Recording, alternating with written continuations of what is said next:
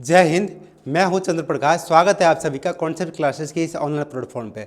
दोस्तों वीडियो थोड़ा सा लेट आ रहा है बिकॉज हो क्या गया था, हमारा जो टेक्निकल टीम है उनके साथ बहुत सारा समस्या हो गया था। जैसे कि लाइट का समस्या हो गया था, कैमरे का समस्या हो गया था। हमारे जितने भी यहाँ पे सर लोग इस प्लेटफॉर्म पे है सबके पास टेक्निकल नॉलेज भी थोड़ा सा कम था। तो हम लोगों ने क्या कर लिया, इस बीच में सारे सर लोगों को हमने ट्रेंड कर दिया एक तरीके से कि किस तरीके से अपना वीडियो बनाएंगे, किस तरीके से अपलोड करेंगे। ठीक है, तो इसलिए वीडियो जो है लेट आ रहा है। चलिए अपन आपको हमने बताया था कि हम यहाँ पे आपको क्या करेंगे, बायोलॉजी पढ़ाएंगे। और आज से अपन क्या करते हैं, बायोलॉजी के टॉपिक्स को स्टार्ट करते हैं। ठीक है, और हम कोशिश करेंगे वीडियो चाहे आधे घंटे की बने, 1 घंटे की बने, डेढ़ घंटे का बना, लेकिन हम कोशिश ये करेंगे कि आपको केवल एक वीडियो में एक चैप्टर को ख़त्म करते चले। पता है इससे कि क्या होगा, इससे आपको काफ़ी अधिक कंटेंट मिलेगा काफ़ी कम टाइम में। और आपको तो पता ही है कि एग्ज़ाम कब होगा नहीं होगा पता नहीं है।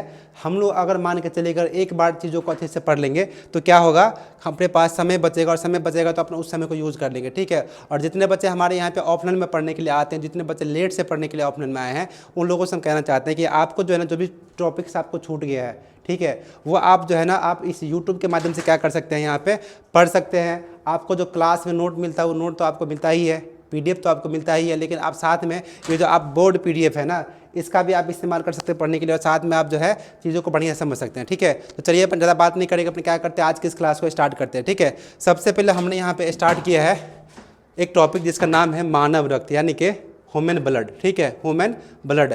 इसको हमने क्यों स्टार्ट किया, क्योंकि देखिए होता क्या है, ये जो ह्यूमन का जो ब्लड होता है, खून होता है, हम लोगों ने सब लोगों ने देखा है। ठीक है, जैसे कि हमें जब कहीं पे कट जाता है या चोट लग जाता है तो हम क्या देखते हैं, यहाँ पे हमारे बॉडी से क्या होता है, खून निकलता है। इसीलिए हमने क्या सोचा कि चलो सबसे पहले अपने क्या पढ़ाएंगे, खून पढ़ाएंगे। खून सब लोगों ने देखा है ना। तो यहाँ पे देखिए खून की अगर बात करें, मानव रक्त की बात करें, ह्यूमन ब्लड की बात करें, तब कोई पूछेगा कि ह्यूमन ब्लड है क्या। ठीक है, तो इसके बारे में हम क्या बताएंगे। ठीक है, ह्यूमन ब्लड क्या है, एक तरल संयोजी ऊतक है। क्या है, तरल संयोजी ऊतक है, जिसे हम लोग क्या कहते हैं इंग्लिश में, लिक्विड कनेक्टिव टिश्यू कहते हैं। क्या कहते हैं, लिक्विड कनेक्टिव टिश्यू कहते हैं। ठीक है, यहाँ पे देखिए बायोलॉजी के अंदर जो होता है ना, अलग अलग अंगों का अध्ययन करने के लिए, अलग अलग सेगमेंट का अध्ययन करने के लिए यहाँ पे जो है ना अलग अलग भाग बनाया गया है। और बायोलॉजी के जिस भाग में हम लोग रक्त का अध्ययन करते हैं, इसे हम लोग क्या कहते हैं, इसे हम लोग हेमाटोलॉजी कहते हैं। क्या कहते हैं, इसे हम लोग हेमाटोलॉजी कहते हैं। क्या कहते हैं, हेमाटोलॉजी कहते हैं। अगर बात करें अपन रक्त के निर्माण का, ठीक है, तो रक्त के निर्माण को हम लोग क्या कहते हैं,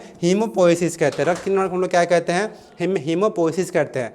यहाँ पे देखिए आप ध्यान दीजिएगा, जो रक्त का निर्माण होता है एक वयस्क में कहाँ पे होता है, अस्थि मज्जा में होता है, जिसे हम लोग क्या कहते हैं, बोन मैरो कहते हैं। अस्थि मज्जा को क्या कहते हैं, बोन मैरो कहते हैं। बोन मैरो पता है क्या होता है, बोन मैरो क्या होता है, जैसे देखिए ये बोन है, मान के चलिए हमारे जांघ का बोन है, हड्डी है। ठीक है, इस हड्डी के अंदर क्या होता है, खोखला जगह होता है। क्या होता है, ये मतलब जो आप जगह देख रहे हैं इसको अपन कहते हैं खोखला जगह होता है। ये खोखला जगह होता है, इसको अपन क्या कहते हैं, अस्थि मज्जा कहते हैं, यानी कि बोन मैरो कहते हैं। और इसी के अंदर क्या होता है, रक्त का निर्माण होता है। अगर अपन भ्रूण की बात करें, यानी कि जाइगोट की बात करें, तो उसका निर्माण कहाँ पे होता है, खून का यकृत में, यानी कि लीवर में होता है।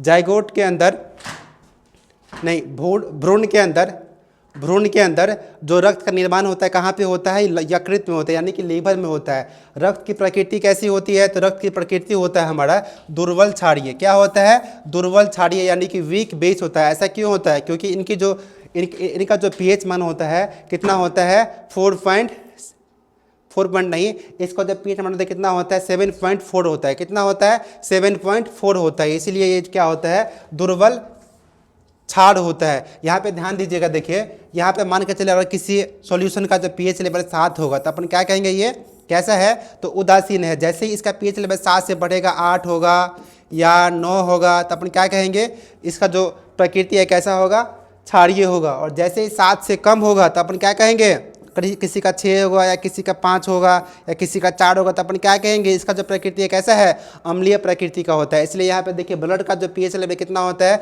7.4 होता है। इसीलिए हमने क्या किया, 7 को मतलब उदासीन, 7 मतलब उदासीन, और 7 से थोड़ा ही ज़्यादा है तो अपन क्या कह सकते हैं कि दुर्बल क्षारीय। ठीक है, यहाँ पे देखिए जो खून होता है, रक्त होता है ना, उसका जो रंग होता है कैसा होता है, लाल होता है। खून का रंग लाल इसीलिए होता है क्योंकि उसके अंदर क्या होता है, हीमोग्लोबिन नामक वर्णक पाया जाता है। क्या होता है, हीमोग्लोबिन नामक वर्णक पाया जाता है, जिसे अपन क्या कहते हैं, पिगमेंट भी कहते हैं। वर्णक को अपन इंग्लिश में पिगमेंट कहते हैं, वर्णक को क्या कहते हैं, पिगमेंट कहते हैं। आगे यहाँ पे देख लीजिए, जो रक्त का भार होता है हमारे बॉडी में, जो रक्त का भार होता है पूरे बॉडी के भार के 7 से 8% होता है। मान के चले अगर किसी व्यक्ति का वजन 100 kg के आसपास है, 100 kg है, तो उसके बॉडी के अंदर लगभग 7 से 8 लीटर क्या होगा, ब्लड होगा। 7 से 8% उसके भार का क्या होगा, ब्लड होगा। यहाँ पे देखिए बात करते हैं अपन आयतन के बारे में। तो आयतन जो है ना, रक्त का आयतन कितना होता है महिलाओं के अंदर, तो महिलाओं के अंदर रक्त का आयतन कितना होता है, 4 से 5 लीटर होता है। कितना होता है, 4 से 5 लीटर होता है महिलाओं में। पुरुषों में कितना होता है, तो पुरुषों में होता है 5 से 6 लीटर। पुरुषों में होता है कितना, 5 से 6 लीटर। यहाँ पे देखिए अब हम बात करते हैं सामान्य रक्तचाप की, किसके, सामान्य रक्तचाप की, यानी कि नॉर्मल ब्लड प्रेशर का, कि नॉर्मल ब्लड प्रेशर कितना होता है। तो एक सामान्य व्यक्ति के अंदर जिनको कोई समस्या नहीं है, उनका जो नॉर्मल ब्लड प्रेशर होगा कितना होगा, 120/80 होगा। कितना होगा, 120/80 mmHg। यानी कि हम क्या करते हैं यहाँ पे, रक्त का जो चाप होता है, रक्त का जो दाब होता है, इसे अपन किस में नापते हैं, mmHg में नापते हैं, ठीक है। और जिस यंत्र के माध्यम से अपन रक्तचाप को मापते हैं उसे अपन क्या कहते हैं, उसे अपन कहते हैं स्फिग्मोमैनोमीटर। क्या कहते हैं, स्फिग्मोमैनोमीटर। हमने यहाँ पे देखिए आपसे बहुत सारा क्या कहते हैं यहाँ पे इन्फॉर्मेशन साझा की है। जैसे कि हमने आपसे कहा कि रक्त क्या होता है, रक्त एक तरल संयोजी उत्तक होता है। हमने आपसे क्या बात किया कि रक्त के अध्ययन को अपन क्या कहते हैं, तो रक्त के अध्ययन को अपन क्या कहते हैं, हेमाटोलॉजी कहते हैं। रक्त के निर्माण को क्या कहते हैं, तो रक्त के निर्माण को हम लोग हीमोपोएसिस करते हैं। हम यहाँ पे आपसे ये भी बात की कि जो रक्त का निर्माण होता है एक मनुष्य में, वयस्क मनुष्य में कहाँ पे होता है, तो अस्थि मज्जा में होता है। भ्रूण में कहाँ होता है, तो यकृत में होता है। इसके बाद आपसे हमने शेयर किया कि प्रकृति कैसा होता है रक्त का, तो प्रकृति होता है आपका दुर्बल क्षारीय। रंग कैसा होता है, तो रंग होता है आपका लाल। लाल क्यों होता है, क्योंकि इसके अंदर क्या पाया जाता है, हीमोग्लोबिन पाया जाता है। जो रक्त का जो क्या कहते हैं पीएच लेवल होता है कितना होता है, 7.4 होता है। रक्त का भार कितना होता है, तो पूरे शरीर के भार के 7 से 8% का भार जो होता है रक्त का भार होता है। यहाँ पे देखिए हमने आपसे शेयर किया रक्त का आयतन क्या होता है, तो महिलाओं के अंदर रक्त का आयतन कितना होता है, 4 से 5 लीटर होता है। पुरुषों के अंदर रक्त का आयतन कितना होता है, 5 से 6 लीटर होता है। यहाँ पे देखिए आप सामान्य रक्तचाप कितना होता है, तो 120/80 होता है। और साथ में आपसे हमने ये भी शेयर किया कि यहाँ पे जो जिस यंत्र के माध्यम से हम लोग रक्तचाप को मापते हैं उसका क्या नाम है, तो स्फिग्मोमैनोमीटर। क्या नाम है, स्फिग्मोमैनोमीटर, ठीक है ना। यहाँ पे देखिए हम आपसे शेयर करना चाह रहे हैं, यहाँ पे देखिए हमारा जो रक्त होता है ना, रक्त का जो संघटक है, इनका जो कंपोनेंट है वो क्या क्या होता है। क्योंकि आप लोगों ने आप में से बहुत सारे लोगों ने सुना होगा कि WBC होता है, RBC होता है, प्लेटलेट्स होता है, प्लाज्मा होता है। तो इसलिए हमने यहाँ पे क्या किया है, यहाँ पे हमने हेडिंग दिया है रक्त का संघटक, यानी कि कंपोनेंट्स ऑफ ब्लड। यहाँ पे देखिए हमारा जो रक्त है ना भाई साहब, ये हमारा रक्त 2 चीज़ों से मिलकर बना होता है। पहला क्या है, पहला है द्रव जो कि 55% होता है, जिसे अपन क्या कहते हैं, प्लाज्मा कहते हैं। दूसरा क्या है, ठोस जो कि 45% होता है, जिसे अपन क्या कहते हैं, रक्त रुधिराणु कहते हैं। क्या कहते हैं, रक्त रुधिराणु कहते हैं। यहाँ पे देखिए अगर ब्लड की बात करें तो ब्लड, अगर कोई पूछे कि ब्लड कैसा मिश्रण है, रक्त कैसा मिश्रण है, तो हम कह सकते हैं इसे कि ये विषमांगी मिश्रण। क्या है, ये विषमांगी मिश्रण है। इंग्लिश में क्या कहेंगे हम अपन इसे अपन कहेंगे इंग्लिश में कि हेट्रोजीनस मिक्सचर है। क्या कहेंगे, हेट्रोजीनस मिक्सचर है। अगर बात करें बिलियन का, तो रक्त कैसा बिलियन है, तो रक्त है भाई साहब आपका कोलोइडल बिलियन। रक्त कैसा बिलियन है, तो ये है आपका कोलोइडल बिलियन। कैसा बिलियन, तो कोलोइडल बिलियन। यहाँ पे देखिए हमने आपसे कहा कि रक्त का जो संघटक होता है, रक्त जो है 2 चीज़ों से मिलकर बना होता है। पहला क्या होता है, द्रव होता है, जिसे अपन क्या कहते हैं, प्लाज्मा होता है। कितना % होता है, तो 55% होता है। दूसरा हम आपसे बात की कि क्या होता है, ठोस होता है, जिसे अपन क्या कहते हैं, रक्त रुधिराणु कहते हैं। कितना % होता है, तो 45% होता है। और यहाँ पे देखिए ये जो रक्त प्लाज्मा है ना, ये जो प्लाज्मा है ना, प्लाज्मा भी जो है 2 चीज़ों से मिलकर बना होता है। पहला क्या है, जल। पहला क्या है, जल, जो कि प्लाज्मा के अंदर जल कितना होता है, 92% होता है। कितना होता है, 92% होता है। और उसके अंदर जो 8% पाया जाता है उसको क्या कहते हैं अपन, ठोस यौगिक कहते हैं। क्या कहते हैं, ठोस यौगिक। यहाँ पे देखिए प्लाज्मा जो है 2 चीज़ों से मिलकर बना है। पहला क्या है, जल 92%। दूसरा क्या है, ठोस यौगिक, यानी कि ये 8% है। कितना है, 8%। तो चलिए जल तो आप समझ गए कि 92%। आप गौर से सुनिएगा, कोई बात नहीं, अगर थोड़ा सा स्पीड अगर हो जाए तो आप इस वीडियो को दोबारा आप रिप्ले करके देख सकते हैं, ठीक है। यहाँ पे देखिए जल कितना है, 92%, और ठोस यौगिक कितना है, 8%। और देखिए इस 8% के अंदर में क्या क्या पाया जाता है, इस 8% जो ठोस यौगिक है इसके अंदर क्या क्या पाया जाता है, ठीक है। देखिए सबसे पहले हम अब देखते हैं कि इस 8% में क्या पाया जाता है। इस 8% में सबसे अधिक पाया जाता है 6% क्या, प्रोटीन। 6% क्या पाया जाता है, प्रोटीन। 6% क्या पाया जाता है, प्रोटीन। इसके बाद आप यहाँ पे देखिए 0.9% क्या पाया जाता है, लवण। 0.1% क्या पाया जाता है, ग्लूकोज। और 1% में क्या है, अन्न। यानी कि इस ठोस यौगिक में जो कि 8% पाया जाता है उसमें से 6% क्या पाया जाता है, प्रोटीन पाया जाता है। 0.9% क्या पाया जाता है, तो लवण पाया जाता है। 0.1% क्या पाया जाता है, तो ग्लूकोज पाया जाता है। और 1% में अन्य सारी चीज़ें पाई जाती हैं। यहाँ पे देखिए आप, ये जो प्रोटीन है ना, प्रोटीन जो 6% पाया जाता है, इस प्रोटीन में 5 प्रकार का प्रोटीन पाया जाता है। प्लाज्मा के अंदर 5 प्रकार का प्रोटीन पाया जाता है। पहला प्रोटीन का क्या नाम है, आप ये नाम को याद रखिएगा, ठीक है। पहला प्रोटीन का क्या नाम है, थ्रोम्बिन। पहला प्रोटीन क्या है, थ्रोम्बिन। दूसरा प्रोटीन क्या है, प्रोथ्रोम्बिन। तीसरा प्रोटीन क्या है, ग्लोबुलिन। चौथा प्रोटीन क्या है, फैब्रिन। और पांचवा प्रोटीन क्या है, फाइब्रिनोजेन। देखिए, पहला प्रोटीन थ्रोम्बिन, दूसरा प्रोटीन प्रोथ्रोम्बिन, तीसरा प्रोटीन ग्लोबुलिन, चौथा प्रोटीन फाइब्रिन और पांचवा प्रोटीन फाइब्रिनोजेन। यानी कि इस 5 प्रकार के प्रोटीन कहाँ पे पाया जाता है, तो हमारे प्लाज्मा में पाया जाता है। ये जो प्लाज्मा होता है, प्लाज्मा का जो रंग होता है ना, हल्का पीला होता है। कैसा होता है, प्लाज्मा का रंग क्या होता है, हल्का पीला होता है। प्लाज्मा का रंग हल्का पीला क्यों होता है, क्योंकि इसके अंदर क्या होता है, बिलीरुबिन नामक वर्णक पाया जाता है। क्या होता है, बिलीरुबिन नामक वर्णक पाया जाता है, बिलीरुबिन। प्लाज्मा के अंदर क्या होता है, बिलीरुबिन नामक वर्णक पाया जाता है, इसीलिए इसका रंग क्या होता है, हल्का पीला होता है। अब यहाँ पे देखिए, हमने जो आपसे कहा था, ये जो रक्त होता है, रक्त 2 चीज़ों से मिलकर बना होता है। पहला क्या होता है, द्रव होता है, इसको हमने अच्छे से देख लिया, डिटेल में देख लिया। अब यहाँ पे देखिए आप, रक्त जो होता है, रक्त जो है होता है जो कि ठोस से भी बना हुआ है, जो कि 45% है, तो इसे अपन क्या कहते हैं, रक्त रुधिराणु कहते हैं। अब यहाँ पे हम इस रक्त रुधिराणु को क्या करते हैं, 3 भागों में बांट देते हैं। पहला क्या, पहला को हम बोलते हैं आरबीसी। पहला को क्या बोलते हैं, आरबीसी। आरबीसी का मतलब लाल रक्त रुधिराणु। आरबीसी का मतलब red blood cells, red blood cells, लाल रक्त रुधिराणु। दूसरा क्या यहाँ पे है, डब्ल्यूबीसी। डब्ल्यूबीसी को फुल फॉर्म क्या होगा, व्हाइट ब्लड सेल्स। हिंदी में क्या बोलेंगे, श्वेत रक्त रुधिराणु। और तीसरा क्या है, प्लेटलेट्स। तीसरा क्या है, प्लेटलेट्स। और हिंदी में अपन इसे क्या कहेंगे, हिंदी में अपन इसे कहेंगे रक्त विमाणु। क्या कहेंगे, रक्त विमाणु। यहाँ पे देखिए, हमने आपसे क्या क्या शेयर किया। हमने आपसे पहला बताया हमने आपसे पहले बताया कि जो यहाँ पे जो रक्त है, रक्त के संगठन के बारे में हम लोग बात कर रहे हैं। रक्त जो होता है 2 टाइप के संगठनों से मिलकर बना होता है। पहला क्या है, द्रव, जिसे अपन क्या कहते हैं, द्रव को अपन कहते हैं प्लाज्मा। कितना परसेंट, तो 55%। और उस 55% जो कि द्रव पाया जाता है, प्लाज्मा पाया जाता है, उस प्लाज्मा के अंदर 92% क्या पाया जाता है, और जल पाया जाता है। और 8% क्या पाया जाता है, ठोस यौगिक पाया जाता है। उस 8% में से 6% क्या पाया जाता है, तो प्रोटीन पाया जाता है। उसमें से 0.9% क्या पाया जाता है, तो लवण पाया जाता है। उसमें से 0.1% क्या पाया जाता है, तो हमारा यहाँ पे ग्लूकोज पाया जाता है। इसके बाद 1% क्या पाया जाता है, तो अन्न यौगिक पाया जाता है। ये जो 6% प्रोटीन पाया जाता है, उसमें कौन कौन सा प्रोटीन होता है, तो पहला क्या है, थ्रोम्बिन। दूसरा क्या है, प्रोथ्रोम्बिन। तीसरा क्या है, ग्लोबुलिन। चौथा क्या है, फाइब्रिनोजेन। और पांचवा क्या है, चौथा क्या है, तो फैब्रिन। और पांचवा क्या है, तो फाइब्रिनोजेन। अब यहाँ पे हमने देखा कि जो ये जो ठोस यौगिक है उसमें क्या क्या पाया जाता है, तो इसको अपन 3 भागों में बांट दिए। पहला क्या था, आरबीसी, जिसे अपन क्या कहते हैं, रेड ब्लड सेल्स कहते हैं। दूसरा क्या है, डब्ल्यूबीसी, जिसे अपन क्या कहते हैं, श्वेत रक्त रुधिराणु कहते हैं। तीसरा क्या है, प्लेटलेट्स, जिसे अपन क्या कहते हैं, रक्त विमाणु कहते हैं। यहाँ तक आप लोग समझ गए। चलिए इसको आप लोग स्क्रीनशॉट ले लीजिए। यहाँ पे देखिए, अब अपन बात करते हैं। अब अपन यहाँ क्या करेंगे, जितने भी रक्त कणिकाओं के बारे में अपन यहाँ पे पढ़े हैं, ठोस वाला, उसको अपन क्या करेंगे, बारी बारी से देखेंगे और इसका अपन अध्ययन करेंगे विस्तृत रूप से, ठीक है।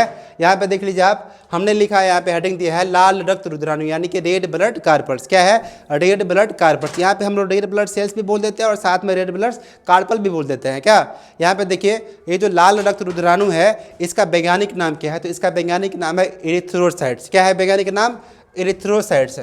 लाल रक्त रुधिराणु का जो वैज्ञानिक नाम है वो क्या है, एरिथ्रोसाइट्स है। इसका निर्माण कहाँ पे होता है, तो इसका निर्माण होता है अस्थि मज्जा में। यानी कि आरबीसी का निर्माण कहाँ पे होता है, तो अस्थि मज्जा में होता है। और उसकी मृत्यु कहाँ पे होता है, मृत्यु उसका होता है आपका प्लीहा में। प्लीहा को अपन इंग्लिश में क्या बोलते हैं, एस्प्लीन। प्लीहा को क्या बोलते हैं, एस्प्लीन। देखिए यहाँ पे क्या होता है, जो आरबीसी होता है, आरबीसी का मृत्यु कहाँ पे होता है, प्लीहा में होता है, स्प्लीन में होता है। यानी कि आरबीसी क्या करता है, प्लीहा में, स्प्लीन में जाकर के मर जाता है, ठीक है। और साथ में यहाँ पर वो स्टोर भी रहता है, ठीक है। इसीलिए अपन क्या कहते हैं, ब्लड बैंक, आरबीसी का बैंक कहते हैं, इसे अपन ब्लड बैंक कहते हैं। प्लीहा को क्या कहते हैं हम लोग यहाँ पे ब्लड बैंक कहते हैं, ठीक है। यहाँ पे देखिए अगर आप आकार की बात करें आरबीसी का, तो आकार आरबीसी का कैसा होता है, उभया अवतल होता है। कैसा होता है, उभया अवतल होता है। आप लोग अवतल लेंस देखे हैं, अवतल लेंस की तरह ही उसका आकार होता है, किसका, आरबीसी का आकार होता है, ठीक है। अगर व्यास की अपन बात करें आरबीसी का, तो कितना होता है, 6 से 8 माइक्रोमीटर होता है। कितना होता है, 6 से 8 माइक्रोमीटर आरबीसी का क्या होता है, व्यास होता है।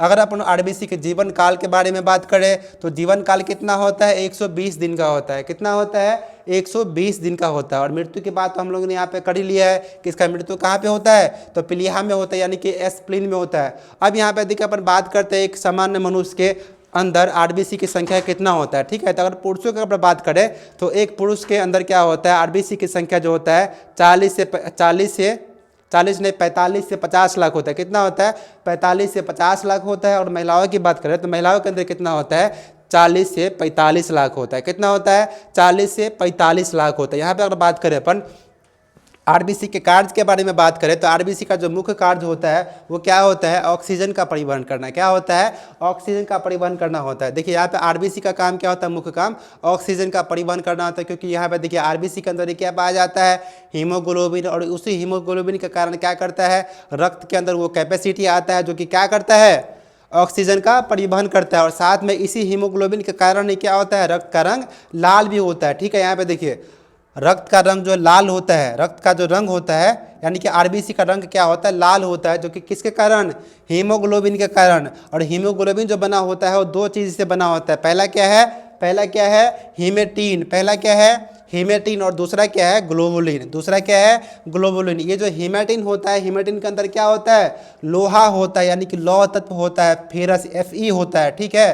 क्या होता है, हीमेटीन के अंदर लोहा होता है, लौह तत्व होता है, फेरस होता है, यानी कि इसे पर Fe कहते हैं। और इसी हीमेटीन के कारण क्या होता है, आरबीसी का रंग लाल होता है। क्या होता है, आरबीसी का रंग लाल होता है। दूसरा इसमें क्या पाया जाता है, तो ग्लोबुलिन। ग्लोबुलिन क्या है, ग्लोबुलिन एक प्रकार का प्रोटीन है। क्या है, एक प्रकार का ये प्रोटीन है। और ये ग्लोबुलिन प्रोटीन क्या करता है, ऑक्सीजन का यहाँ पे परिवहन करने का कार्य करता है। यहाँ पे देखिए आप लोगों ने आरबीसी के बारे में बहुत सारे इन्फॉर्मेशन को आपने देख लिया। आपने इस चीज़ को हमेशा ध्यान में रखेंगे और याद करेंगे, ठीक है। अगर हो सके तो आप इस वीडियो को एक बार, दो बार, तीन बार अगर आप देखेंगे तो आपको ये जो सारे डाटा है आपको याद हो जाएगा, ठीक है। यहाँ पे देखिए आप कुछ और जीवों के बारे में अपने यहाँ पे बात करते हैं, जैसे कि कॉकरोच।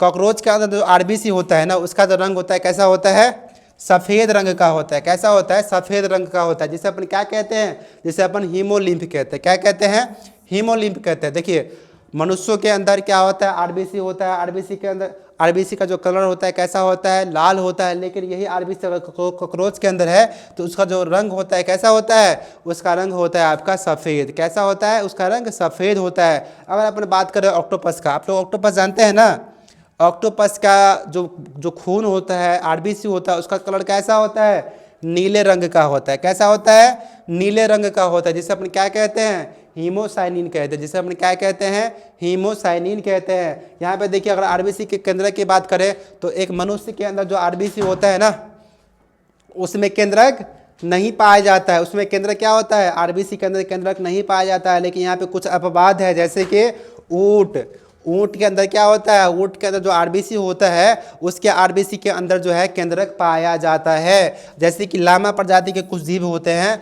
उसके आरबीसी के अंदर भी केंद्रक क्या होता है, पाया जाता है।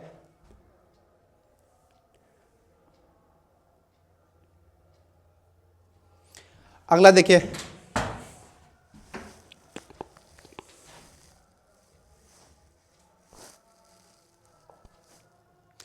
नेक्स्ट यहाँ पे देखिए आरबीसी का नष्ट होना क्या कहलाता है। यहाँ पे देखिए जब आरबीसी नष्ट होता है कहाँ पे, तो प्लीहा के अंदर, स्प्लीन के अंदर, उसे अपन क्या कहते हैं, तो इसे अपन कहते हैं हीमोलाइसिस। क्या कहते हैं, हीमोलाइसिस। जहाँ पर भी लाइसिस वर्ड का यूज होगा वहाँ पे क्या होगा, टूटने वाला प्रक्रिया होगा। क्या होगा, टूटने वाला प्रक्रिया होगा। इसलिए यहाँ पे क्या हो रहा है, हीमोलाइसिस हो रहा है, यानी कि आरबीसी यहाँ पे टूट रहा है, नष्ट हो रहा है, ठीक है। देखिए सोते समय जो आरबीसी का जो संख्या होता है लगभग 5% घट जाता है। ऐसा क्यों होता है, क्योंकि हमारे बॉडी में बहुत सारे आरबीसी की संख्या है। लगभग यहाँ पे अगर पुरुषों की बात करें तो पुरुषों के अंदर आरबीसी की संख्या कितना होता है, तो 45 से 50 लाख होता है, पर एम क्यूब में होता है, ठीक है। तो यहाँ पे देखिए आपको एक ही समय में बहुत सारा आरबीसी बनते भी रहता है बॉडी के अंदर, बहुत सारा आरबीसी मरते भी रहता जाता है। लेकिन जब अपन सोते रहते हैं तो उस समय क्या होता है, हमारा जो मेटाबॉलिज्म होता है, हम यानी कि उपापचयी क्रिया जो होता है वो थोड़ा सा शिथिल होता है। तो उससे क्या होता है पता है आपको, उससे ये होता है कि हमारे बॉडी को कम ब्लड की आवश्यकता उस समय होता है। इसीलिए जो ओवरऑल मिलाकर के जो आरबीसी की संख्या हमारे बॉडी में है लगभग कितना कम हो जाता है, तो 5% तक क्या होता है, कम हो जाता है। ठीक है, अगर यहाँ पे किसी के बॉडी में आरबीसी का संख्या अगर घट जाता है तो उसे अपन क्या कहते हैं कि यहाँ पे खून का कमी हो गया है या रक्त का अल्पता हो गया है, जिसे हम लोग एक बीमारी के नाम से जानते हैं, जिसे अपन क्या कहते हैं, एनीमिया कहते हैं। क्या कहते हैं, एनीमिया। अगर किसी व्यक्ति के बॉडी में आरबीसी का संख्या अगर घट जाता है, कम हो जाता है, तो इसे अपन क्या कहते हैं, एनीमिया कहते हैं। एनीमिया के अंदर क्या होता है, एनीमिया क्यों होता है, क्योंकि हमारे बॉडी के अंदर जो लौह तत्व था, जो यानी कि एफी था, वो क्या किया, कम हो गया। जैसे ही लौह तत्व की कमी होगा यानी कि हीमेटिन की कमी होगा, जैसे हीमेटिन की कमी होगा तो यहाँ पे क्या हो जाएगा, हीमोग्लोबिन की कमी हो जाएगा। और जैसे हीमोग्लोबिन की कमी होगा तो यानी कि हीमोग्लोबिन की जो कमी होगा तो वहाँ पर क्या होगा, आरबीसी की संख्या धीरे धीरे घटने लगेगा। जैसे ही आरबीसी की संख्या को घटेगा तो क्या होगा, एनीमिया नामक रोग हो जाएगा।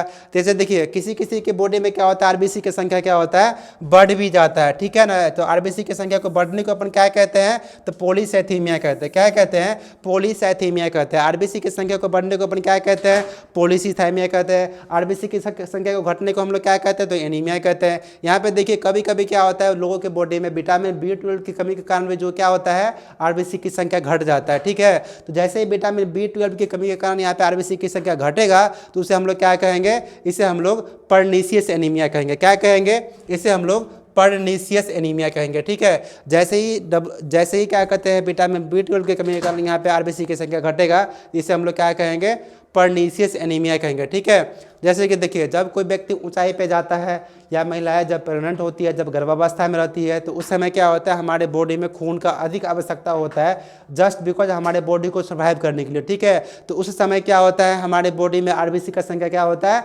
बढ़ जाता है। देखिए जैसे ये लोग जब यहाँ पे ऊंचाई पे जाते हैं तो पता है क्या होता है, उसके बॉडी के अंदर क्या होता है, ऑक्सीजन का अधिक मात्रा में उसका आवश्यकता होता है। ऐसा इसीलिए होता है क्योंकि क्या होता है, जैसे जब अपन ऊंचे जगह पे जाते हैं ना, तो वहाँ पे क्या होता है, वायुमंडल जो होता है विरल होता है, सघन तो होता नहीं है। जैसे वायुमंडल पतला होगा, विरल होगा, यानी कि हाइट बढ़ेगा, तो क्या होगा, हमारी बॉडी को जो है एनर्जी कम मिलने लगेगा। ड्यू टू यहाँ पे हमारे क्या कहते हैं, वातावरण में क्या हो जाता है, ऑक्सीजन का कमी हो जाता है। तो उस समय बॉडी क्या करता है, अपने आप को एडजस्ट करके अपने आरबीसी की संख्या को बढ़ा लेता है, जिससे कि क्या होता है, उनको प्रॉपर मात्रा में क्या कहते हैं, ऑक्सीजन मिल पाता है। ठीक है, अब यहाँ पे देखिए आगे जो है हमने यहाँ पे 2-3 रोगों के बारे में यहाँ पे हमने चर्चा किया। पहला रोग क्या था, पहला रोग हमारा था एनीमिया। दूसरा रोग क्या था, तो पॉलीसाइथीमिया, ये भी एक बीमारी है। तीसरा यहाँ पे रोग क्या है, पर्नीशियस एनीमिया, यानी कि ये भी एक बीमारी है। पर्नीशियस एनीमिया क्यों हुआ, क्योंकि यहाँ पे विटामिन B12 की कमी हमारे बॉडी में हो गया। और देखिए अगला रोग जो है अनुवांशिक रोग है। अगला रोग जैसे बात करते हैं पर अनुवांशिक रोग है, ठीक है ना, यानी कि अनुवांशिक कारणों से होने वाले रोगों को हम लोग क्या कहते हैं, अनुवांशिक रोग कहते हैं। अनुवांशिक कारण जैसे कि माता पिता से हमारे बॉडी में आ रहा है या हमारे पूर्वजों से हमारे बॉडी में आ रहा है, जिसे अपन क्या कहते हैं, अनुवांशिक रोग कहते हैं। ठीक है, उसी में से एक रोग क्या है, थैलेसीमिया है। एक रोग क्या है, थैलेसीमिया। ये थैलेसीमिया क्या होता है, थैलेसीमिया देखिए जब बच्चे का जन्म होता है तो बच्चे के जन्म के 3 महीने के बाद क्या होता है, हमें पता चलता है टेस्ट के माध्यम से कि हमारे बेबी के जो क्या कहते हैं शरीर है उसके अंदर आरबीसी कम बन रहा है। ठीक है, अब किसी कारणों से कम बन रहा है, जैसे कि हो सकता है कि उनके माता पिता से ये बीमारी आया हो। ठीक है ना, अगर माता पिता यानी कि अनुवांशिक कारण से हमारे बच्चों के बॉडी के अंदर अगर ब्लड कम बन रहा है, आरबीसी कम बन रहा है, तो उसे अपन क्या कहते हैं, थैलेसीमिया कहते हैं। देखिए जैसे बच्चे का बर्थ होता है ना, तो बर्थ होने के बाद जो है लगभग 3 महीने के बाद ही हमें पता चल पाता है कि हमारे बच्चों के बॉडी के अंदर क्या है, खून कम बन रहा है, जिसे अपन थैलेसीमिया कहते हैं। इस कंडीशन में क्या होता है पता है, इस कंडीशन में ये होता है कि बच्चों को जो है लगभग ये इस रोग को फाइंड आउट करने के बाद लगभग 20 से 21 दिन पे उनके बॉडी के अंदर क्या किया जाता है, ब्लड चढ़ाने की आवश्यकता होती है, अगर उस बच्चे को अगर जिंदा रहना है तो। इसलिए ये थैलेसीमिया जो नामक बीमारी है काफ़ी खतरनाक होता है। ठीक है, यहाँ पे देखिए एक और बीमारी का नाम हमने आपको बताया है जो कि है सिकल सेल एनीमिया। ये सिकल सेल एनीमिया क्या है, देखिए यहाँ पे सिकल सेल एनीमिया क्या होता है, जब हमारे आरबीसी का जो शेप होता है, जो कि नॉर्मल शेप कैसा था, तो उभय अवतल था। कैसा था नॉर्मल शेप, तो उभय अवतल था। तो जब आरबीसी का शेप जो होता है हाँसुओं का आकार का हो जाता है, किस टाइप का होता है, हाँसुओं का आकार का, इस टाइप का हो जाता है। हाँसुए का आकार का जब हमारे आरबीसी का शेप हो जाता है तो इसे अपन क्या कहते हैं, सिकल सेल एनीमिया कहते हैं। क्या कहते हैं, सिकल सेल एनीमिया कहते हैं। यहाँ पे देखिए ये जो हाँसुए टाइप का जो आकार है ना, इसे अपन क्या क्या कह सकते हैं, इसे अपन अर्धचंद्राकार भी कह सकते हैं,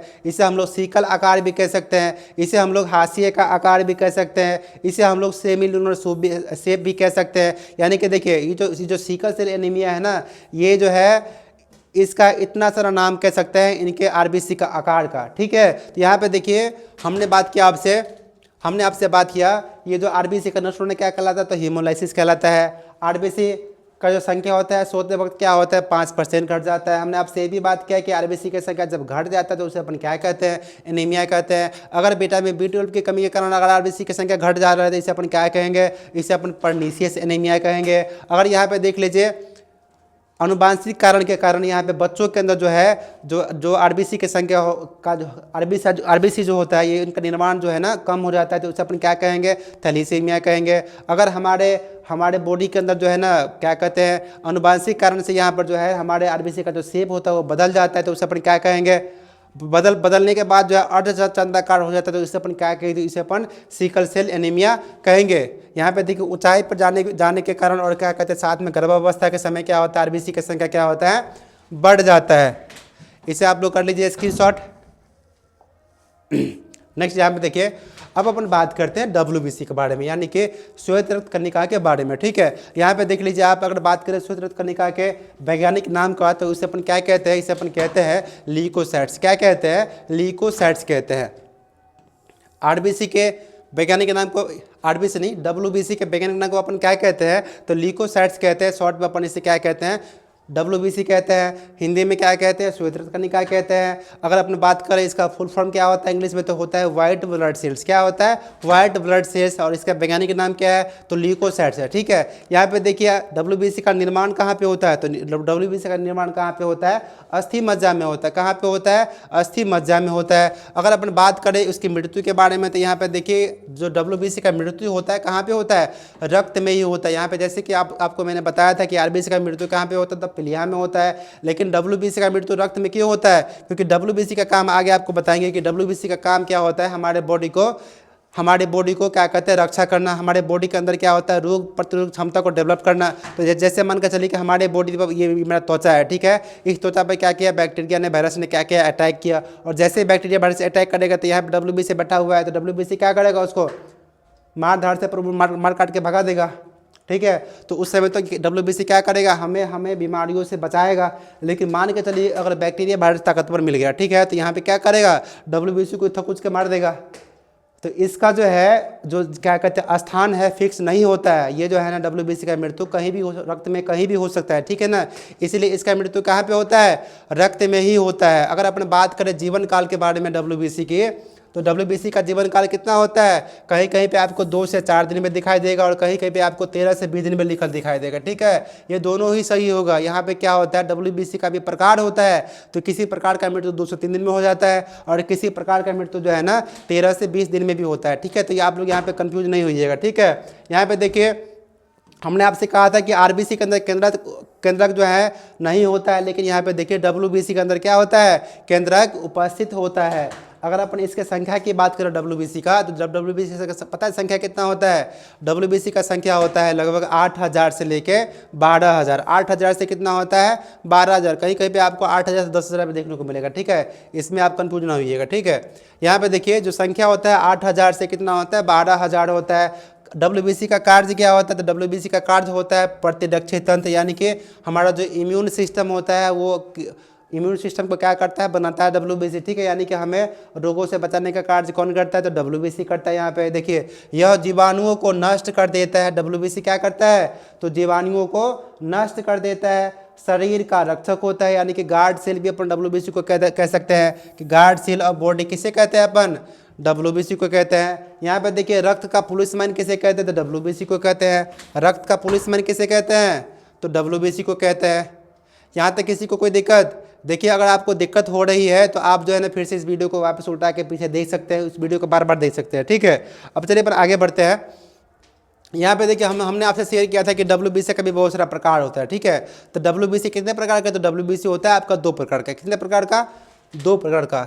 हमारा जो श्वेत कनिकाएं है कितने प्रकार का होता है, तो 2 प्रकार का होता है। पहला क्या है, पहला है हमारा यह है, यहाँ पे है कनिका युक्त। पहला क्या है, कनिका युक्त, और दूसरा क्या है, अकनिका युक्त। अपन इंग्लिश में बात करें तो यहाँ पर देखिए पहला क्या है, ग्रेनुलोसाइट्स होता है, और दूसरा क्या होता है, तो ए ग्रेनुलोसाइट्स होता है, ठीक है। यहाँ पे देखिए आप ये जो कनिका युक्त है इसको भी अपन 3 भागों में बांट दिए हैं। पहला क्या है, न्यूट्रोफिल्स, दूसरा क्या है, बेसोफिल्स, तीसरा क्या यहाँ पे, तो एसिनोफिल्स। यहाँ पे देखिए ये जो WBC है, WBC को हमने 2 भागों में बांटा। पहला क्या था, कनिका युक्त, और कनिका युक्त को हम लोगों ने क्या किया, 3 भागों में बांट दिया। पहला क्या यहाँ पे है, तो न्यूट्रोफिल, दूसरा क्या है, तो बेसोफिल, तीसरा क्या है, तो इस्नोफिल्स, ठीक है। और यहाँ पे देखिए आप ये जो कनिका युक्त है ना, कनिका युक्त को हमने क्या किया, इसको भी हमने यहाँ पे देखिए जो अकनिका युक्त है ना, इसको भी हमने क्या कर दिया, 2 भागों में बांट दिया। पहला क्या यहाँ पे है, तो यहाँ पे पहला है मोनोसाइट्स, और दूसरा क्या है यहाँ पे, तो दूसरा यहाँ पे है लिम्फोसाइट्स। यानी कि देखिए आप कह सकते हैं,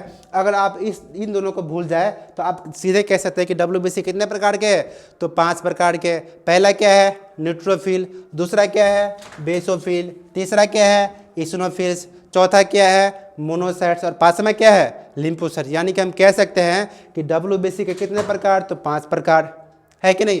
अल्टीमेटली तो WBC का ये प्रकार ही तो है। तीसरे WBC के 5 प्रकार, पहला क्या है, न्यूट्रोफिल, दूसरा क्या है, बेसोफिल, तीसरा क्या है, एसिनोफिल, चौथा क्या है, मोनोसाइट्स, और 5वां क्या है, लिम्फोसाइट। अब इस 5 में से कोई तो बड़ा होगा, कोई तो छोटा होगा, कोई तो कम मात्रा में होगा, कोई तो सबसे अधिक मात्रा में होगा। तो इसको अपन देखेंगे, ठीक है। यहाँ पे देखिए ये जो WBC के 5 प्रकारों में से जो सबसे अधिक मात्रा में पाया जाता है ये क्या है, तो न्यूट्रोफिल है। क्या है, न्यूट्रोफिल है। ये न्यूट्रोफिल क्या होता है, सबसे अधिक मात्रा में पाया जाता है, ठीक है। और सबसे कम मात्रा में अगर बात करें पाया जाता है तो ये क्या है, बेसोफिल। सबसे कम मात्रा में पाया जाता है तो क्या है, तो बेसोफिल। और यहाँ पे देखिए जो सबसे बड़ा होता है, साइज में जो सबसे बड़ा होता है ये क्या है, तो मोनोसाइट। मोनोसाइट का साइज सबसे बड़ा होगा इस 5 WBC में, और ठीक है। और सबसे छोटा कौन सा होगा, लिम्फोसाइट। सबसे छोटा कौन सा होगा, तो लिम्फोसाइट। चलिए आइए यहाँ पे हम लोग जो है ना एक एक करके बारी बारी से सभी टाइप्स को देखते हैं, ठीक है। इसके बारे में हम लोग यहाँ पे और जानकारी लेते हैं, ठीक है। अगर अपन बात करें यहाँ पे न्यूट्रोफिल का, तो न्यूट्रोफिल जो होता है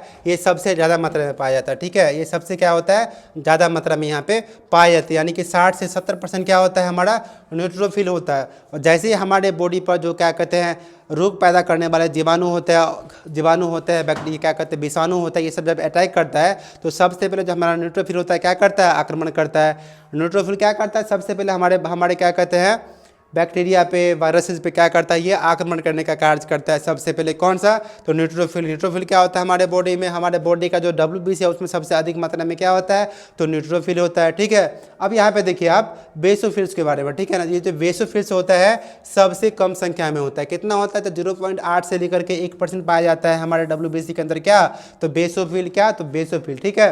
अब यहाँ पे देखिए एसिनोफिल्स, ठीक है। एसिनोफिल्स जो होता है जब एसिनोफिल्स क्या करता है, हमें प्रोटोजोआ संक्रमण से सुरक्षा करता है। क्या करता है, प्रोटोजोआ संक्रमण से क्या करता है, हमारा ये जो एसिनोफिल्स है ये क्या करता है, तो सुरक्षा करता है। यहाँ पे देखिए आप ये जो मोनोसाइट्स है ना, मोनोसाइट्स जो है ना आकार में सबसे बड़ा WBC होता है। मोनोसाइट्स आकार में क्या होता है, सबसे बड़ा WBC होता है। और साथ में ये जो है हमें घाव भरने का भी काम करता है। क्या करता है ये, हमें घाव भरने में भी क्या करता है, हमें मदद करता है। और साथ में आप देखिए लास्ट में जो बच गया हमारा लिम्फोसाइट, ठीक है। लास्ट में क्या बच गया, लिम्फोसाइट्स। लिम्फोसाइट्स क्या है, ये सबसे छोटी आकार की WBC होती है। ये क्या होता है, लिम्फोसाइट सबसे छोटी आकार की WBC होता है। और साथ में ये क्या करता है, मेमोरी सेल का निर्माण करता है। क्या करता है, मेमोरी सेल का निर्माण करता है। यहाँ पे देखिए मेमोरी सेल का निर्माण करता है, और साथ में ये क्या करता है, एंटीबॉडी बनाने का कार्य करता है। क्या करता है, ये एंटीबॉडी बनाने का कार्य करता है। यहाँ पे देखिए जो लिम्फोसाइट होता है 2 टाइप का होता है। पहला क्या होता है, बी लिम्फोसाइट होता है, दूसरा क्या होता है, टी लिम्फोसाइट होता है। जैसे हमने यहाँ पे लिख दिया है, पहला क्या है, तो बी लिम्फोसाइट है, दूसरा क्या है, तो टी लिम्फोसाइट है। यहाँ पे हमने आपसे क्या कहा कि लिम्फोसाइट का 2 काम, पहला क्या है मेमोरी सेल बनाना, और दूसरा क्या है एंटीबॉडी बनाना। तो यहाँ पे आप देख लीजिए ये जो बी लिम्फोसाइट होता है ना, ये क्या करता है, एंटीबॉडी का निर्माण करता है। बी लिम्फोसाइट क्या करता है यहाँ पे, एंटीबॉडी का निर्माण करता है। दूसरा यहाँ पे देखिए टी लिम्फोसाइट क्या करता है यहाँ पे, यादाश्त रखने का कार्य करता है। टी लिम्फोसाइट क्या करता है यहाँ पे, यादाश्त रखने का कार्य करता है। तो हमने आपसे ये चर्चा की बात किया कि जो न्यूट्रोफिल होता है, हमारा जो WBC होता है 5 टाइप के होता है। पहले तो हमने आपसे कहा कि WBC 2 टाइप के होता है। पहला क्या है, तो ग्रेनुलोसाइट्स होता है यानी कि कणिका युक्त होता है। दूसरा क्या है, अकणिका युक्त होता है। उसमें हमने आपसे शेयर किया कि WBC जो 2 टाइप के होता है उसके भी कई प्रकार है। जैसे कि यहाँ पे हमने बात किया था आपको कणिका युक्त में, तो कणिका युक्त कितना टाइप का था, तो 3 टाइप का था। पहला क्या था, न्यूट्रोफिल था। दूसरा क्या था, बेसोफिल था। तीसरा क्या था, तो हमारा यहाँ पे एसिनोफिल था। ठीक है, अब आपसे हमने ये शेयर किया था कि यहाँ पे जो है ये जो ए ग्रेनुलोसाइट्स है कितना टाइप के, तो 2 टाइप के। पहला क्या था, मोनोसाइट। दूसरा क्या था, लिम्फोसाइट। अब यहाँ पे हम लोगों ने देख लिया है कि न्यूट्रोफिल जो होता है वो क्या होता है, सबसे ज़्यादा मात्रा में होता है। कितना होता है, तो 60 से 70% होता है। सबसे पहले क्या करता है, ये जीवाणुओं पर, विषाणुओं पर आक्रमण करता है। बेसोफिल क्या होता है, सबसे कम संख्या में होता है। कितना परसेंट होता है, तो 0.8 से लेकर के 1% के आसपास ये होता है। अब यहाँ पे देखिए जो इसिनोफिल्स होता है ये क्या करता है, हमें प्रोटोजोआ संक्रमण से क्या करता है, सुरक्षा करता है। अब यहाँ पे देखिए आप जो मोनोसाइट्स होता है वो क्या करता है, जो सबसे बड़ी आकार की ये WBC होता है और साथ में हमें ये घाव बढ़ने में क्या करता है, तो मदद करता है। ये जो लिम्फोसाइट है ये क्या करता है, लिम्फोसाइट्स क्या करता है, सबसे छोटी आकार का ये सबसे छोटी आकार का ये क्या होता है, WBC होता है। और साथ में ये क्या करता है, मेमोरी सेल का निर्माण करता है, ये यानी कि ये याद रखने का काम करता है। और ये क्या करता है, एंटीबॉडी भी बनाता है। तो यहाँ पे देखिए ये जो लिम्फोसाइट होता है वो भी 2 टाइप का होता है। ठीक है, पहला क्या है, बी लिम्फोसाइट। दूसरा क्या है, टी लिम्फोसाइट। ये जो बी लिम्फोसाइट उसका कार्य क्या होता है कि एंटीबॉडी का निर्माण करना। और दूसरा यहाँ पे देख लीजिए ये जो टी लिम्फोसाइट है यहाँ पे ये क्या करता है, यादाश्त रखने का कार्य करता है। क्या करता है, ये याद रखने का कार्य करता है। ठीक है, अब आगे देखते हैं। यहाँ पे देखिए जिस तरीके से हमने आपको बताया था कि जो RBC से संबंधित कुछ बीमारियां है, उसी प्रकार से हमारे बॉडी में जो है ये जो श्वेत कणिका होता है यानी कि WBC होता है, उससे संबंधित भी कई बीमारियां हैं। ठीक है, उस बीमारियों में जो पहला बीमारी का नाम है वो है आपका ल्यूकोसाइटोपिनिया। क्या है, ल्यूकोसाइटोपिनिया। ये ल्यूकोसाइटोपिनिया क्या है, ठीक है, जब हमारे क्या कहते हैं बॉडी के अंदर जो WBC का जो संख्या होता है सामान्य रूप से घट जाता है। ठीक है, जब हमारे बॉडी के अंदर जो WBC का संख्या क्या होता है सामान्य रूप से घट जाता है तो क्या होता है, बीमारी होता है। उस बीमारी का नाम है आपका ल्यूकोसाइटोपिनिया। क्या है, ल्यूकोसाइटोपिनिया। कितना, हमने आपसे कहा था सामान्य कितना है, 8000 से 12000 है ना। और यहाँ पे देखिए अगर किसी के बॉडी में 6000,